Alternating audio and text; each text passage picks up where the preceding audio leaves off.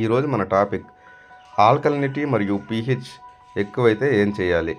సాధారణంగా ఆల్కలినిటీ అనేది carbonate, bicarbonates మరియు హైడ్రాక్సైడ్ వంటి అయాన్లను కలిగి ఉంటుంది. ఆల్కలినిటీ ఎక్కువగా ఉంటే pH కూడా ఎక్కువగా ఉంటుంది, ఎందుకంటే ఇది హైడ్రోజన్ అయాన్లను గ్రహిస్తుంది.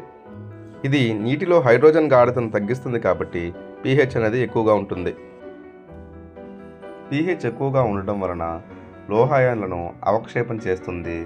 దానివలన నీటిలో టర్బిడిటీ పెరిగి నీరు గందరగోళంగా మారుతుంది. ఈ సమయంలో మౌల్టింగ్ ఇబ్బందులు వచ్చి మోర్టాలిటీకి దారితీస్తుంది. ఇలాంటి సమయంలో మనం తీసుకోవాల్సిన జాగ్రత్తలు: పాత నీటిని అంటే నిల్వ ఉన్న నీటిని పంపింగ్ చేయడం ద్వారా ఆల్కలినిటీని తగ్గించవచ్చు. బెల్లం లేదా చక్కెర, ఈస్ట్ లాంటి వాటిని వాడి pHని తగ్గించడం వలన ఆల్కలినిటీ ప్రభావం రొయ్యలపై చూపదు.